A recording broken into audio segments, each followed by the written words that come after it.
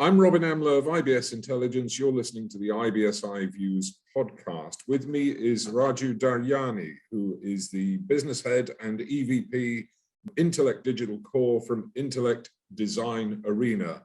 And the clues in the word core, we're talking about core banking. The last few years have brought about a shift in both customer mindset and the way banks respond to customer expectations. It's all about core banking modernization. What are the trends you're seeing in banking right now? Okay, good question there, Robin. What we see at the moment is that there is a huge amount of disruption that is taking place in the financial services industry. And this is primarily with the fintechs coming on board, and which was happening through the digital era anyway a few years ago. But with the pandemic in place, it has further accelerated, and we have seen 230 billion apps being installed in 2021.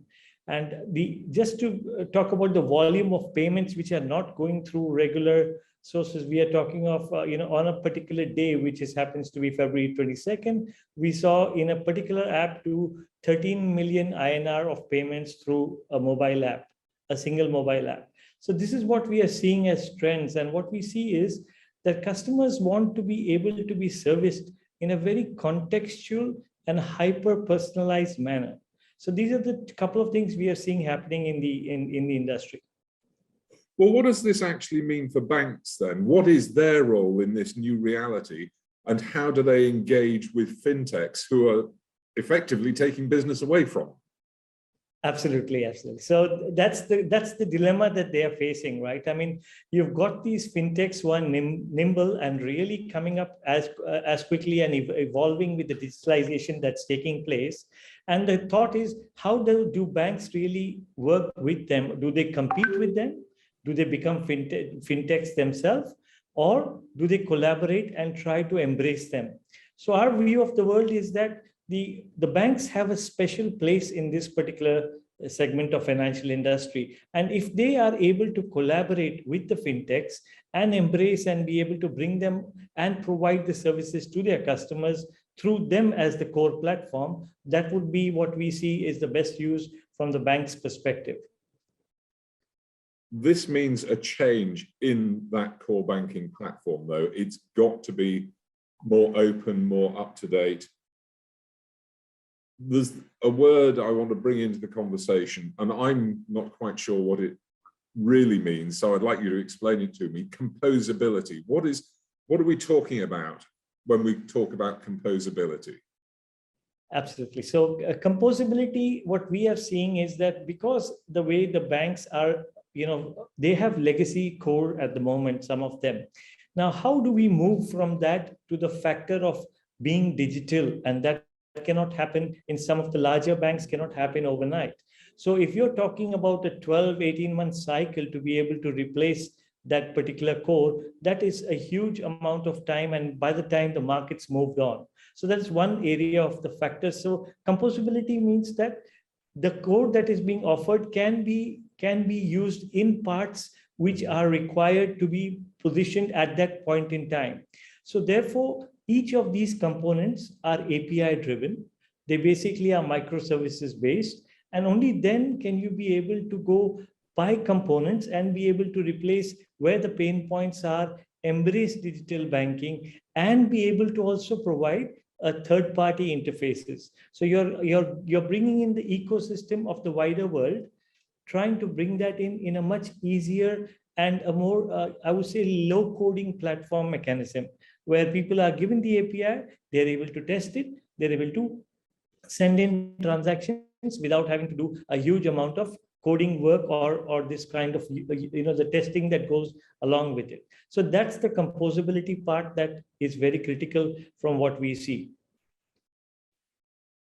This sounds like the answer to a bank's prayer in terms of being able to update one's core banking solution in a less painful way, if I can put it like that.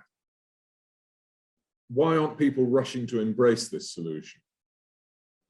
Okay, so this is just a matter of culture and what we have seen in the past, Robin. So what we have seen is The digital banking, how it was placed a few years ago, we saw the CXOs were so worried that we have to spend a huge amount of investment, and the return on investment was maybe 3-5 years down the road, and meanwhile they're actually out of their positions and they don't reap the benefits. So we had a huge issue where people were hanging on to, yes, we need to go digital, but we don't know how to get there in a manner of profitability as well as showing return to our shareholders. So this is one key aspect of the risk that they are sort of still unwilling and beginning to learn how to move around it. So what we have seen now is that because of the new structure of digitalization, the banks are able to create new products and services which they would not earlier be able to offer. So it's not just about talking about channels and having a straight through processing and various things, but also complete new lines of business. Bringing that in, bringing the factor of return on investment to a much more sensible pattern is what they are beginning to see. And that's the shift that's going to happen. So I'll just give you an example on that. So sorry, but I'll just give you a quick example on that. Now, if you've got a simple case, right? A bank's services loans. Loans are serviced to certain level of clients where when they service them, they provide a factor of what the cost of that service is versus return. So they obviously cannot service a loan of as low as maybe, few $100, $200 or $500 loan doesn't become serviceable or profitable for a bank to service. However, with this digitalization, what really happens is even the person on the street who's actually having a small mom and pop shop is able to then tap into these banks. And due to the digitalization and being able to control both sides collateralized, the banks are able to give these loans and therefore generate revenue, which may be small in each particular transaction, but quite large overall. So these are just some examples which clearly indicate where and how the banks are going to see this difference work through. What you're basically talking about there is a reduction in the cost of managing the transaction. You're talking specifically about a loan, but it's reducing the cost of that transaction to the bank. Right. How does the kind of approach that different size banks should take towards modernization differ? If you're a small bank, what should you be doing? If you're a medium-sized bank, what should you be doing? If you're a large bank, what should you be doing?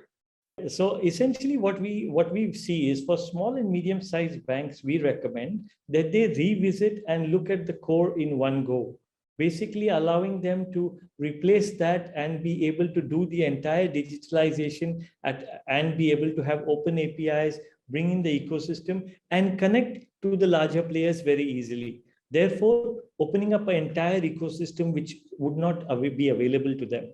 So that's the fundamental way we would see the small and medium. For the large banks that as I mentioned earlier, they are very conscious that they have a huge client base and a very old legacy core. Therefore, they would go in for the modernization in terms of the composable architecture that we were talking about. And in that sense, we would say is we'd see them perhaps have a little bank within a bank where they are offering digital services. And that basically then allows a certain segment of their customers to be able to avail those. And then they start introducing that over the larger population and therefore digitalize it over a period of time. In terms of digitalizing over time, there's another word I want to get clarification from you on, and that's contextual. What do you mean by contextual in this circumstance? Sure. So contextual, what we are seeing is that any particular individual or SME or corporate, when today their expectation is in line with the fact that you should know me very well and therefore offer me services that only matter to me. Please stop offering me services which are generic in nature. Don't send me a deposit of this nature when you know I won't be interested in that deposit. So this is the contextual part and the hyper personalization part, whether it comes to SMEs or otherwise. Now, an example in SMEs, we know that an SME would be having cash flow at the end of the month because of whether it's payroll and whatever linked to it. Why don't we predict that? Why don't we provide a line of credit automatically available for that particular instance? We don't need anything to happen before that. So this is some form of contextualization, but there are numerous examples we can talk about. So that's what digitalization is all about, actually. Yes, and I'd really like the bank to stop sending me its monthly suggestion that I take out a credit card. If I need a credit card, I'll look for one. Please stop sending me these letters every month offering me a credit card. Apart from anything else, that's wasted marketing spend by the bank. And if they actually knew me properly, they wouldn't waste their money on sending me something that's untargeted. Yeah, so I think exactly the point, because the minute you as an individual are getting information which is not relevant, all you do is throw it in the bin or ignore it as an email. And exactly what is the point that contextualization should be. So if I'm at a point in my career that I am looking to go for an overseas trip, then I should be coming with the fact of an insurance on that travel. I should be looking at, oh, maybe you need some extra funds at this moment because your standard account is falling below, and we know you are going to get some money from your normal salary coming in at certain dates. So why don't we create this kind of a bridging loan rather than offering you a credit card which you already have? So exactly what contextualization should be all about. So composability makes it easier for a bank to transform. Contextualization is how they are going to get a better quality of business from their customers. And I put it that way rather than saying they're going to serve the customers better. They're going to get a better quality of business. Exactly right. Raju Daryani, Head of Digital Core for iGCB, thank you very much. Thank you, Robin. Thank you very much.